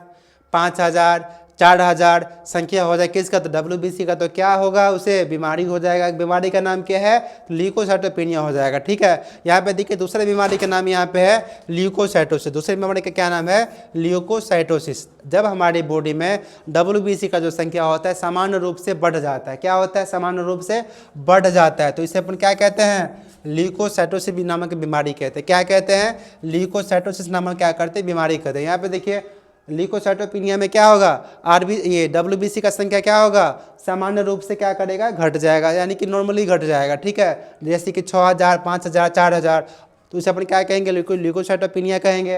और यहाँ पे देखिए ल्यूकोसाइटोसिस में क्या होता है कि सामान्य रूप से क्या होता है, WBC का संख्या बढ़ जाता है। क्या होता है, उसका संख्या बढ़ जाता है, जैसे कि 20000। जैसे कि यहाँ पे देखिए 8 से 12000 था ना आपका नॉर्मल, तो अगर किसी के बॉडी में 15000 हो गया, किसी के बॉडी में 20000 हो गया, किसी के बॉडी में 25000 हो गया, तो क्या होगा, उसे भी अपन बीमारी कहेंगे। कौन सी बीमारी कहेंगे, तो ल्यूकोसाइटोसिस कहेंगे। ठीक है, अगला बीमारी का नाम है देखिए यहाँ पे ल्यूकेमिया। क्या नाम है, ल्यूकेमिया। ल्यूकेमिया का ही दूसरा नाम क्या होता है, ब्लड कैंसर। इसमें पता है क्या होता है, हमारे बॉडी में जो WBC का संख्या है बिल्कुल असामान्य रूप से क्या होता है, बढ़ जाता है, बहुत सारा हो जाता है। मानकर चलिए किसी को 8000 से 12000 के बीच में होना चाहिए ना, लेकिन यहाँ पे क्या होता है, किसी का 1 लाख हो गया, किसी का 1.5 लाख हो गया, किसी का 2 लाख हो गया। तो ऐसी स्थिति में क्या होता है, हमें एक बीमारी होता है, उस बीमारी का क्या नाम है, तो बीमारी का नाम है आपका ल्यूकेमिया। और इसी को अपन क्या कहते हैं, ब्लड कैंसर भी कहते हैं। इसी को अपन क्या कहते हैं, ब्लड कैंसर भी कहते हैं। देखिए अगर कैंसर की जहाँ तक बात आती है ना, तो कैंसर में पता है क्या होता है, हमारे बॉडी में क्या होता है, हमारे बॉडी में हमेशा नियंत्रित मात्रा में क्या होता है, सेल डिवीजन होता है। ठीक है, अगर यही सेल डिवीजन जो होता है यानी कि कोशिका विभाजन जो होता है अनियंत्रित मात्रा में होने लगे तो वहाँ पे क्या होता है, हमें कैंसर हो जाती है। ठीक है, अगर बात करें कैंसर का तो कह सकते हैं एक लाइन में कह सकते हैं कि uncontrol mitosis is called cancer. क्या कह सकते हैं, uncontrol mitosis is called cancer, यानी कि अगर हमारे बॉडी में जो कोशिका विभाजन है और अनकंट्रोल मात्रा में हो जाएगा, ठीक है, तो हम अपन तब अपन इसे क्या कहेंगे, कैंसर कहेंगे। वैसे ही जो है ना ब्लड के अंदर जो WBC होता है उसका विभाजन क्या होता है, असामान्य रूप से होने लगता है, उनका अनकंट्रोल रूप से होने लगता है, तो अपन क्या कहते हैं, ल्यूकेमिया कहते हैं, उसी को अपना ब्लड कैंसर कहते हैं। और कितना हो जाता है, लगभग 1 लाख, 1.5 लाख, 2 लाख, 3 लाख जो है इसकी संख्या बढ़ जाता है। किसका, तो WBC का। चलिए अपन इसको आप लोग स्क्रीनशॉट लीजिए, आगे बढ़ते हैं। यहाँ पे देखिए, अब अपन बात करते हैं तीसरे टाइप के बारे में, जो कि क्या था, रक्त विमाणु। इसे अपन क्या कहते हैं, प्लेटलेट्स कहते हैं। क्या कहते हैं, प्लेटलेट्स। प्लेटलेट्स को अपन क्या कहते हैं हिंदी में, रक्त विमाणु कहते हैं। पता है इसका काम क्या होता है, इसका काम क्या होता है, देखिए सबसे पहले बात करते हैं यहाँ पे वैज्ञानिक नाम के बारे में, ठीक है। ये जो हमारा रक्त विमाणु है इसका वैज्ञानिक नाम क्या है, तो थ्रोम्बोसाइट्स है। रक्त विमाणु का वैज्ञानिक नाम क्या होता है, तो थ्रोम्बोसाइट्स है, ठीक है। इसका निर्माण की अगर बात करते हैं, इसका निर्माण कहाँ पे होता है, तो अस्थि मज्जा में होता है। कहाँ पे होता है, अस्थि मज्जा में होता है।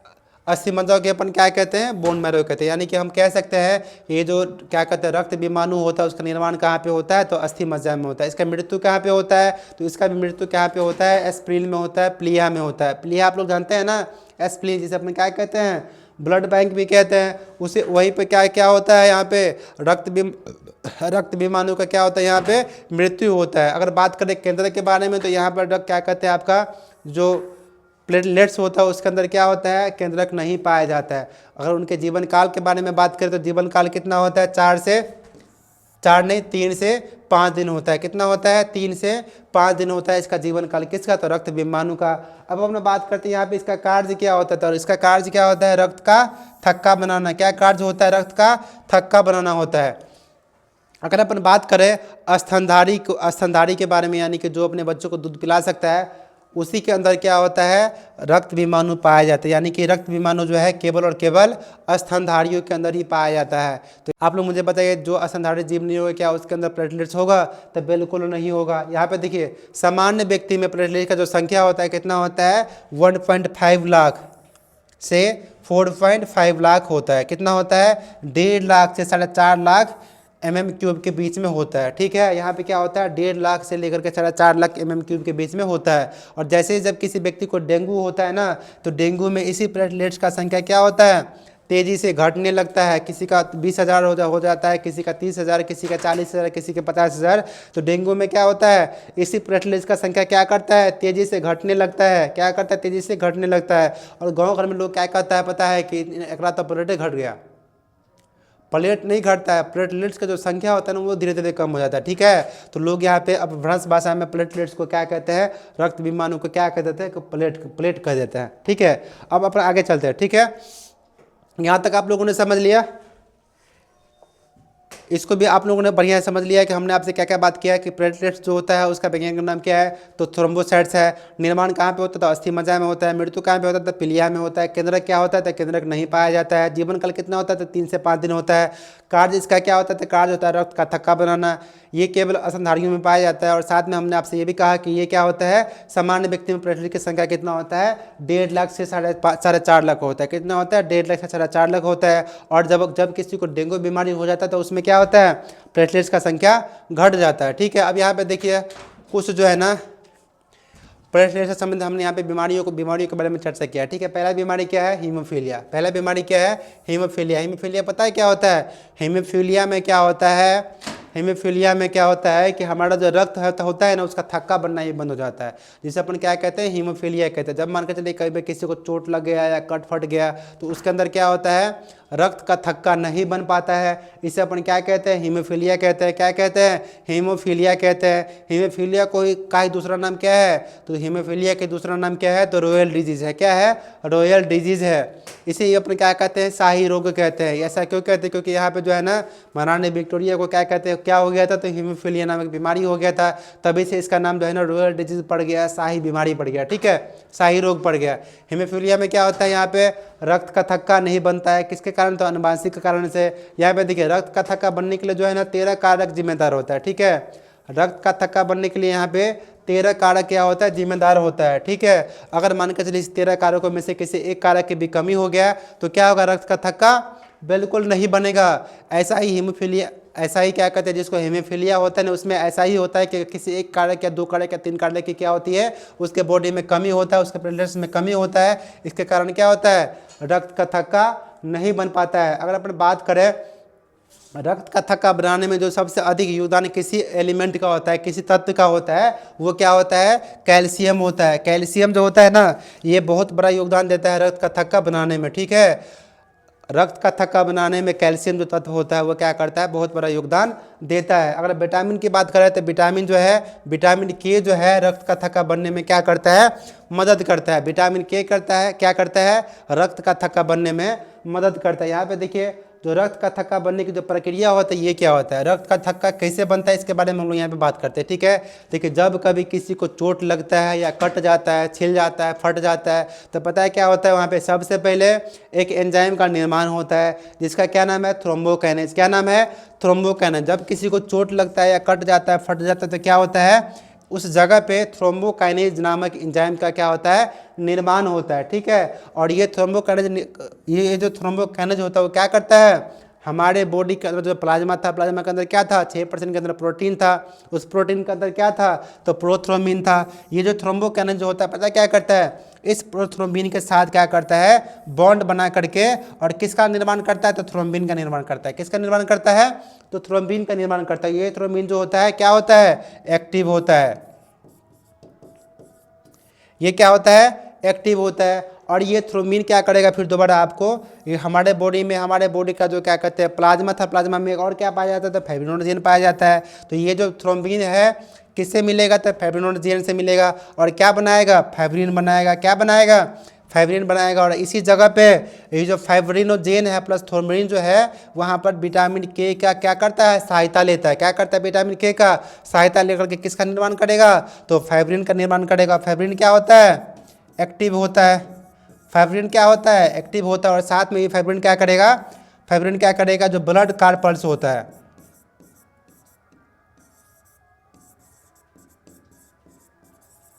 ये जो ब्लड कार्पल्स होता है उसके साथ जो है मिल करके क्या करेगा, रक्त का थक्का बनाने का कार्य करेगा। तो यहाँ पे आप लोगों ने देख लेंगे किस तरीके से यहाँ रक्त का यहाँ पे थक्का जमता है। देखिए क्या होता है, सबसे पहले किसी को चोट लगता है या कटता छिलता फटता है तो उस जगह पे क्या होता है, थ्रोम्बोकाइनेज नामक एंजाइम का क्या करता है, निर्माण होता है। और हमारे क्या कहते हैं ब्लड के प्लाज्मा में सबसे पहले क्या पाया जाता है, तो प्रोथ्रोम्बिन नामक प्रोटीन पाया जाता है। वो क्या करता है, थ्रोम्बोकाइनेज के साथ बॉन्ड बना करके क्या बनाता है, तो थ्रोम्बिन बनाता है। और ये थ्रोम्बिन क्या करता है, फाइब्रिनोजेन के साथ मिलकर क्या बनाता है, तो फाइब्रिन बनाता है। और ये फाइब्रिन क्या करता है, ब्लड कार्पल के साथ मिल करके रक्त का थक्का बना देता है, ठीक है। अब यहाँ पे देखिए हमने कुछ एक्स्ट्रा पॉइंट्स को लिखा हुआ है। पहले क्या है, ब्लड बैंक ऑफ आरबीसी किसे कहते हैं अपन, तो एस्प्रिन को कहते हैं। ब्लड बैंक ऑफ आरबीसी अपन किसे कहते हैं, तो एस्प्रिन को कहते हैं। देखिए दूसरा पॉइंट यहाँ पे हिपारिन है। हिपारिन क्या होता है, हिपारिन क्या होता है, जब यहाँ पे आपको हमने बताया कि यहाँ पे क्या होता है, रक्त का थक्का बनता है और ये सारा चीज़ हमारे बॉडी में ही क्या होता है, पाया जाता है। लेकिन फिर भी हमारे बॉडी में जब तक ब्लड रहता है तब तक वहाँ पे रक्त का थक्का क्यों नहीं जमता है, क्योंकि हमारे बॉडी में खून के अंदर क्या होता है, हिपेरिन नामक एंटीकोगुलेंट तत्व होता है। क्या होता है, एंटीकोगुलेंट होता है, जिसे अपन क्या कहते हैं हिंदी में, प्रतिस्पंदक। क्या कहते हैं, प्रतिस्पंदक। यानी कि हमारे बॉडी के अंदर, ब्लड के अंदर क्या होता है, एंटीकोगुलेंट होता है हिपेरिन नामक, जिसे अपन क्या कहते हैं, प्रतिस्पंदक कहते हैं। और ये जो प्रतिस्पंदक होता है हिपेरिन, ये क्या करता है, रक्त का थक्का बनने से क्या करता है, उसे रोकने का कार्य करता है। क्या करता है, उसे रोकने का कार्य करता है। अब दूसरा यहाँ पे देखिए, अब जो खून होता है, रक्त होता है ना, ये जो रक्त होता है उसके अंदर जो है ना RH फैक्टर भी पाया जाता है। आप लोगों ने नाम सुना होगा कि RH पॉजिटिव, RH नेगेटिव का, ठीक है। तो ये सभी उसके अंदर पाया जाता है। अगर मान कर चलिए RH फैक्टर किसे कहते हैं, अगर किसी आदमी के बॉडी के, किसी आदमी के जो क्या कहते हैं ब्लड के अंदर जो RH फैक्टर अगर पाया जाएगा तो उसे अपन क्या कहेंगे, RH फैक्टर पाया जाएगा, यानी कि पॉजिटिव कहेंगे, RH फैक्टर पॉजिटिव। और नहीं पाया जाएगा तो अपन क्या कहेंगे, निगेटिव कहेंगे। यहाँ पे देखिए अगर आरबीसी और डब्ल्यूबीसी का अगर रेशियो की बात करें तो अगर आरबीसी की संख्या अगर 600 होगा ना तो डब्ल्यूबीसी की संख्या कितना होगा, तो 1 होगा। आरबीसी की संख्या कितना होगा, 600 होगा, तो डब्ल्यूबीसी का संख्या कितना होगा, तो 1 होगा, ठीक है। तो यानी कि 600:1 कितना, 600:1, ठीक है। अब यहाँ पे देख लीजिए, अगर अपने कॉर्निया की बात करें, कॉर्निया किसे कहते हैं, कॉर्निया जो है हमारे आंखों के अंदर होता है, पारदर्शी क्या कहते हैं, लेयर्स होता है, जो कि हमारे सामने में भी आप देख रहे हैं, ठीक है। कॉर्निया के अंदर क्या होता है, ब्लड वेसल्स नहीं पाया जाता है। जैसे अगर कॉर्निया के अंदर ब्लड वेसल्स नहीं पाया जाएगा तो क्या होगा, उसके अंदर ब्लड भी नहीं पाया जाएगा, क्या होगा, उसके अंदर खून भी नहीं पाया जाएगा। तो कोई आपसे अगर क्वेश्चन पूछेगा कि बताओ कि हमारे बॉडी के किस भाग में खून नहीं पाया जाता, तो क्या होगा? कॉर्निया होगा। यहाँ पे देखिए हीमोसाइटोमीटर, ये हीमोसाइटोमीटर क्या होता है? हीमोसाइटोमीटर क्या होता है? हीमोसाइटोमीटर जिस मशीन के माध्यम से, जिस इंस्ट्रूमेंट के माध्यम से हम लोग क्या करते हैं, रक्त को मापने का कार्य करते हैं, उसे अपन क्या कहते हैं? हीमोसाइटोमीटर कहते हैं। क्या कहते हैं? हीमोसाइटोमीटर कहते हैं। आप लोग स्क्रीनशॉट लीजिए, नेक्स्ट आगे बढ़ते हैं। यहाँ पे देखिए अब अपन समझते हैं यहाँ पे ब्लड ग्रुप को। किसको समझेंगे अपन यहाँ पे? ब्लड ग्रुप को। ब्लड ग्रुप क्या होता है, ठीक है, इसके बारे में अपन यहाँ पे बात करते हैं, जिसे अपन हिंदी में क्या कहते हैं? रक्त समूह कहते हैं। यहाँ पे देखिए इस बोर्ड पे लिखने में थोड़ा सा समय लगने वाला था, इसलिए अपन क्या किए, हमने यहाँ पे कॉपी पे बनाया हुआ था, इसी को अपन यहाँ पे इस बोर्ड पे लेके आ गए, ठीक है। अपन यहाँ पे ब्लड ग्रुप को समझते हैं, रक्त समूह को क्या करते हैं यहाँ पे समझते हैं, ठीक है। ये है रक्त समूह यानी कि ब्लड ग्रुप, ठीक है। यहाँ पे देखिए रक्त समूह का खोज किसने किया था? तो रक्त समूह का खोज किसने किया था? तो लैंड एसिडर ने किया था। किसने किया था? कार्ल लैंड एसिडर ने यहाँ पे किया था। देखिए रक्त समूह को समझने के लिए यहाँ पे हमें दो चीज़ को समझने का क्या है? आवश्यकता है। पहला क्या है? एंटीजन। पहला क्या होता है? एंटीजन। और दूसरा क्या है? पहला क्या होता है? एंटीजन, और दूसरा क्या होता है? एंटीबॉडी, ठीक है। यहाँ पे देखिए पहले अपन समझेंगे एंटीजन को और दूसरा समझेंगे अपन यहाँ पे एंटीबॉडी को, ठीक है। किसको समझेंगे अपन? एंटीबॉडी को, ठीक है। यहाँ पे देखिए हमने यहाँ पे आपको इस टाइप का एक स्ट्रक्चर बना करके आपको दिखाया, जैसे अपन क्या कह रहे हैं? एंटीजन ए कह रहे हैं। क्या कह रहे हैं? एंटीजन ए कह रहे हैं। और जो इस टाइप का स्ट्रक्चर इसे अपन क्या कहते हैं? एंटीजन बी कह रहे हैं, ठीक है। तो यहाँ पे देखिए आमतौर पर जो हमारा जो ब्लड का जो समूह होता है कितना होता है पता है? कितना टाइप का होता है? 4 टाइप का होता है। पहला क्या होता है? ए होता है, दूसरा क्या होता है? बी होता है, तीसरा क्या होता है? ए बी होता है, और चौथा क्या होता है? ओ होता है। ऐसा क्यों होता है? ऐसा इसलिए होता है क्योंकि यहाँ पे देख लीजिए आप, एक ऐसा रक्त समूह जिसके ऊपर एंटीजन ए पाया जाता है, यानी कि इस टाइप का एंटीजन पाया जा रहा है। यहाँ पे देखिए ये क्या है? ब्लड है, इसके ऊपर क्या है? इस टाइप का यहाँ पे एंटीजन पाया जाता है, और एंटीजन क्या करता है? इसे ग्रुप ए बनाता है। क्या बनाता है? ग्रुप ए बनाता है। इसी प्रकार से आप यहाँ पे देखिए ये क्या था? एंटीजन बी था, तो एंटीजन बी क्या करता है यहाँ पे? इसे यहाँ पे देखिए इस ब्लड के ऊपर क्या है? इस टाइप का एंटीजन है। क्या है? इस टाइप का एंटीजन है, तो इसे यहाँ पे क्या बनाएगा? ब्लड ग्रुप बी बनाएगा। यहाँ पे देखिए इस वाले ब्लड पे क्या था? इस वाले ब्लड पे दोनों टाइप के एंटीजन पाए जाते थे, इसीलिए यहाँ पे जो है ना इसको अपन क्या कहेंगे? रक्त समूह ए बी है। और साथ में यहाँ पे देखिए ये जो O होता है, इस O के ऊपर क्या होता है? किसी प्रकार का एंटीजन नहीं पाया जाता है, इसलिए यहाँ पे क्या होता है? इसका ग्रुप क्या होता है? तो O होता है। चलिए अपन आगे बढ़ते, थोड़ा सा आगे बढ़ते हैं। यहाँ पे देखिए हम आपसे बात कर रहे हैं, सबसे पहले हमें समझने की आवश्यकता है यहाँ पे एंटीजन, ठीक है ना। एंटीजन यहाँ पे देखिए इस टाइप को हमने क्या किया? एंटीजन ए बोला। इस टाइप का हमने स्ट्रक्चर बनाया, इसको हमने क्या किया? एंटीजन बी बोला, ठीक है। यहाँ पे देखिए आप, हम दो चीज़ को यहाँ पे समझते हैं। पहला क्या है? ब्लड ग्रुप को अपन समझते हैं, और दूसरा क्या है? एंटीजन, और तीसरा क्या है? एंटीबॉडी, यानी कि अपन यहाँ पे तीनों को समझ रहे हैं, ठीक है। तो मान के चलिए अगर किसी ब्लड के ऊपर क्या होगा? इस प्रकार के एंटीजन पाए जाएंगे, तो इसकी क्या होगा? ब्लड ग्रुप ए होगा। अगर मान के चलिए कि इस प्रकार के किसी के ऊपर क्या कहते हैं? एंटीजन पाया जाएगा, तो इसे अपन क्या कहेंगे? ब्लड ग्रुप बी कहेंगे। अगर यहाँ पे दोनों प्रकार के एंटीजन पाया जाएगा, तो इसे अपन क्या कहेंगे? ब्लड ग्रुप ए बी कहेंगे। अगर मान कर चलिए कि किसी ब्लड के ऊपर क्या कहते हैं? एंटीजन क्या होता है? एब्सेंट होता है, तो इसे अपन क्या कहेंगे? ब्लड ग्रुप ओ कहेंगे, ठीक है। यहाँ पे देखिए एंटीजन की बात, ए इसका इसीलिए ब्लड ग्रुप है क्योंकि यहाँ पे क्या है? एंटीजन ए पाया जा रहा है। इसका बी इसीलिए था क्योंकि यहाँ पे एंटीजन बी पाया जा रहा है। यहाँ पे ए बी इसीलिए था क्योंकि यहाँ पे एंटीजन ए बी पाया जाता है। और साथ में यहाँ पे देखिए ओ है क्योंकि यहाँ पे एंटीजन यहाँ पे नॉन है, यानी कि एब्सेंट होता है, इसीलिए अपन क्या कहते हैं? इसे अपन क्या कहते हैं? ओ कहते हैं। यहाँ पे देखिए दो टर्म को समझने की आवश्यकता है। पहला क्या है? एंटीजन, और दूसरा क्या है? एंटीबॉडी। पहला क्या है? एंटीजन, और दूसरा क्या है? एंटीबॉडी, ठीक है। देखिए हमारे ब्लड सेल्स के पास क्या होता है? पहले से ही क्या होता है? एंटीजन उपलब्ध होता है। क्या होता है? पहले से एंटीजन पाया जाता है। एंटीजन क्या करता है? एंटीजन एक तरीके से जो अपने टाइप का क्या कहते हैं, जो उनके तरह का क्या कहते हैं एंटीजन वाला, चाहे वायरस हो चाहे बैक्टीरिया हो, क्योंकि देखिए वायरस है और बैक्टीरिया के पास भी क्या होता है? एंटीजन होता है। हमारे खून के पास भी क्या होता है? एंटीजन होता है। यानी कि हम कह सकते हैं कि उनके पास एक मूल क्या कहते हैं? उनके पास गुण होता है, इनके पास एक मौलिक गुण होता है, जिसे अपन क्या कहते हैं? एंटीजन कहते हैं, ठीक है। अगर क्या होता है, मान के चलिए कि हमारा जो बॉडी है, हमारे बॉडी में एक वायरस आ गया, ठीक है। उस वायरस जैसे हमारे बॉडी में वायरस आया, तो हमारे बॉडी में भी क्या है? रोग प्रतिरोधक क्षमता है ना। हमारे बॉडी में भी क्या है? एंटीजन है। तो वो हमारा जो एंटीजन है क्या करेगा? जो सामने से बैक्टीरिया या वायरस हमारे बॉडी में आया है, उसके अगेंस्ट क्या करेगा? एंटीबॉडी का निर्माण करेगा। क्या करेगा? उसके अगेंस्ट एंटीबॉडी का निर्माण करेगा। तो यहाँ पे आप देख लीजिए, मान के चलिए किसी का ब्लड ग्रुप क्या है, ए है, यानी कि उसके अंदर क्या होगा, एंटीजन ए पाया जाएगा, लेकिन उनके पास जो है एंटीबॉडी पाया जाएगा बी, यानी कि ये हमेशा बी वाले को जो है ना अपने पास आने से मना करेगा। क्या करेगा, बी वाले को अपने पास आने से मना करेगा। तो यानी कि जिनका ब्लड ग्रुप ए है तो उनके अंदर क्या कहते हैं, एंटीजन क्या होगा, तो ए होगा, एंटीबॉडी क्या होगा, तो बी होगा। अगर मान के चलिए किसी का ब्लड ग्रुप बी है तो उसके पास क्या कहते हैं, एंटीजन क्या होगा, बी होगा, एंटीजन क्या होगा, तो बी होगा, एंटीबॉडी क्या होगा, तो ए पाया जाएगा।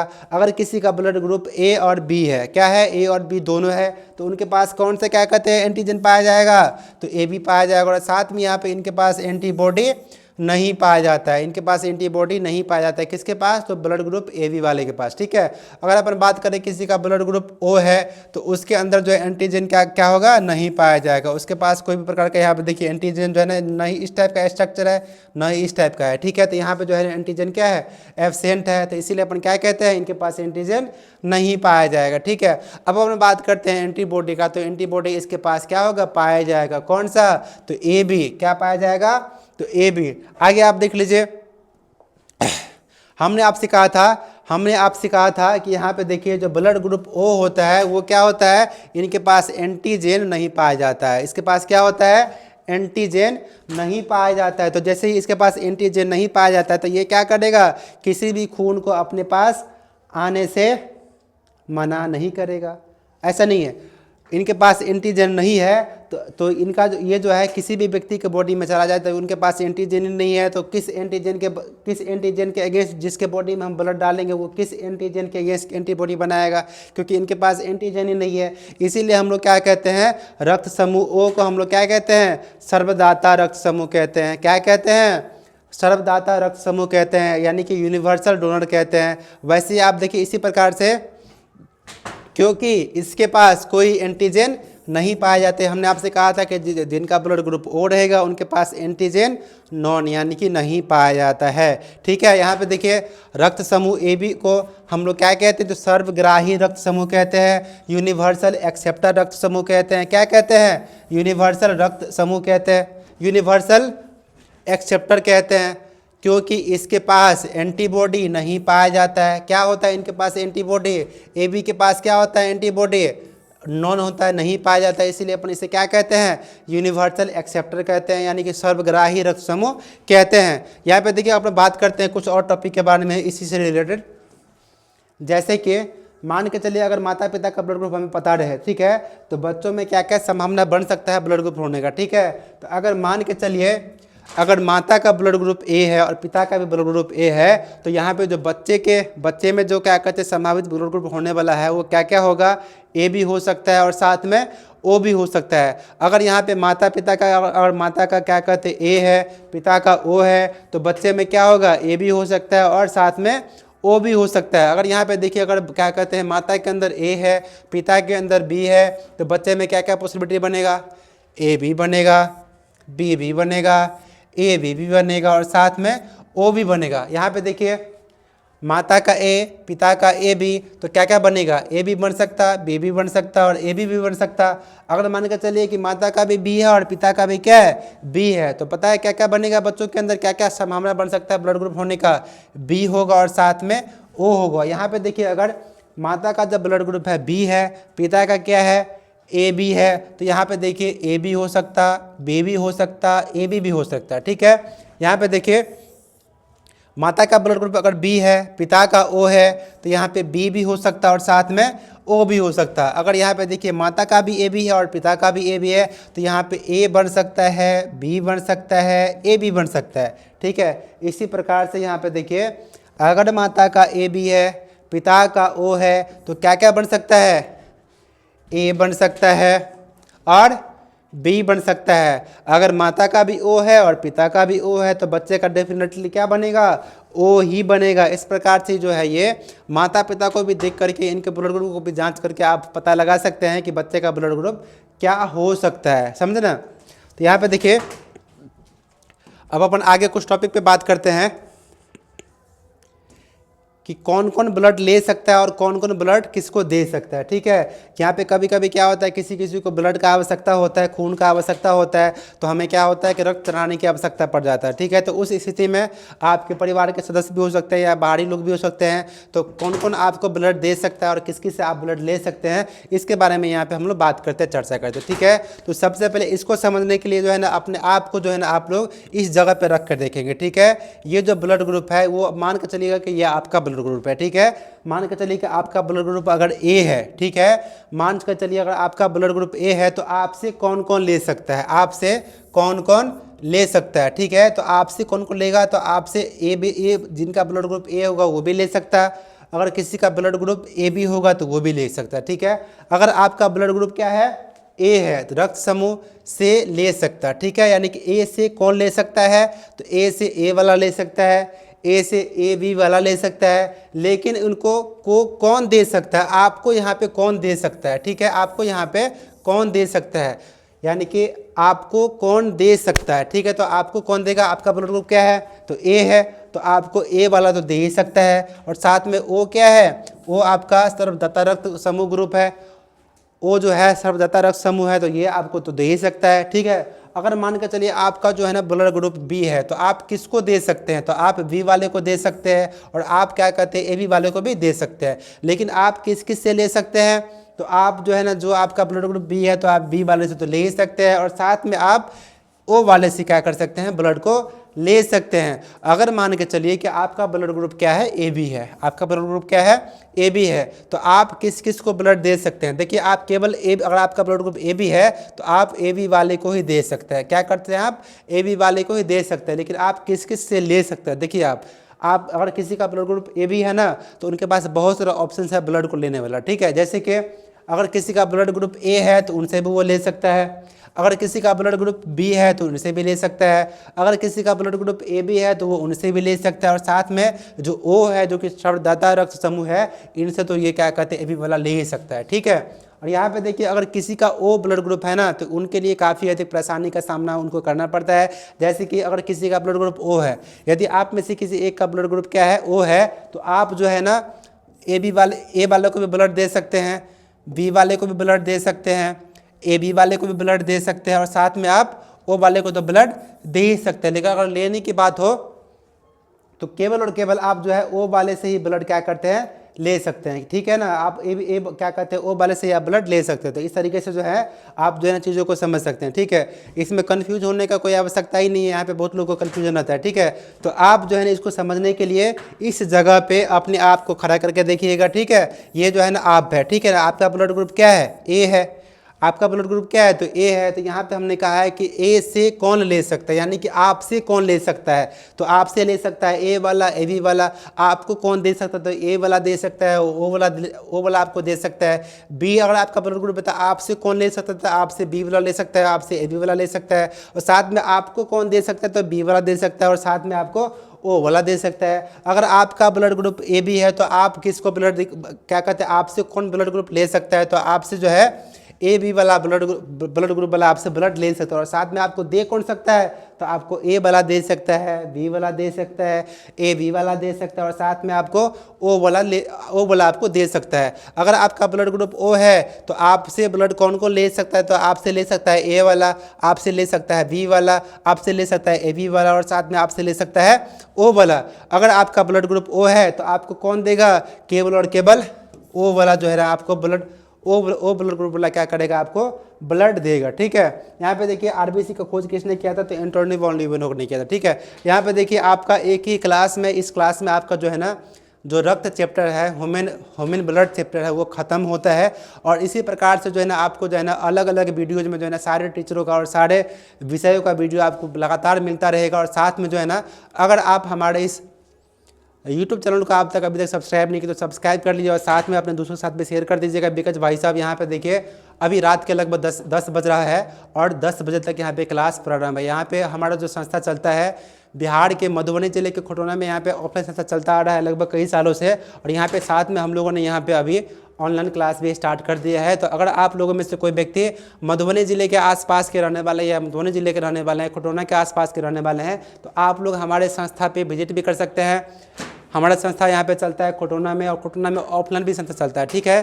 और जितनी बातें आज की क्लास में हमने आपको बताया, यहाँ पे ऑफलाइन में बच्चों को जो है ना हमने नोट बना के दिया हुआ है, खुद से नोट बना के दिया हुआ है, हैंड रिटन नहीं है, बिल्कुल प्रिंट करके दिया हुआ है, हमने टाइप करवा के दिया हुआ है, खुद से टाइप करते टाइप करके दिए हुए हैं, ठीक है। तो अगर आप लोग चाहते हैं इस चीज़ का फ़ायदा उठाना अच्छे तरीके से बड़े पैमाने पे, तो आप लोग हमें क्या कहते हैं ऑफलाइन भी हमें यहाँ पे आ सकते हैं, हमसे बात कर सकते हैं, ठीक है। अगर आप ऑनलाइन में बात करना चाहते हैं तो आपको मैं यहाँ पर नंबर दे देता हूँ, आप जो है ना इस नंबर पर कॉल करके जो है इंक्वायरी ले सकते हैं। नंबर है 9199279018। बेवजह कॉल नहीं करिएगा, ठीक है, बेवजह कॉल नहीं मैसेज नहीं करिएगा। अगर आपको ऑफलाइन संबंधित कोई संस्था का अगर रिक्वायरमेंट हो, इंक्वायरी करना हो, तो तभी आप इस पर कॉल करेंगे, ठीक है। तो आज की क्लास को अपन यहीं पर समाप्त करते हैं। आशा करते हो कि आपको ये वीडियो अच्छा लगा होगा। और हाँ, अगर आप चाहते हैं कि जो बोर्ड PDF है आपको मिल जाए, तो आपको पता क्या करना पड़ेगा, आपको यहाँ पर देखिए अभी एक QR कोड आपको दिख रहा होगा। अगर आप इस QR कोड को जो है ना स्क्रीनशॉट लिख करके अगर उसको आप स्कैन करेंगे ना, तो आपको जो हमारा बोर्ड PDF है, जो कि आपको हमने इतना पढ़ाया लिख करके, वो आपको क्या करेगा, मिल जाएगा, ठीक है। तो ये वाला जो QR कोड आप यहाँ पर दिख रहे हैं ना, ये आपको अभी यहाँ पर दिखाई दे रहा होगा, ठीक है। इसको आप क्या करिए, स्कैन करिए। Thank you.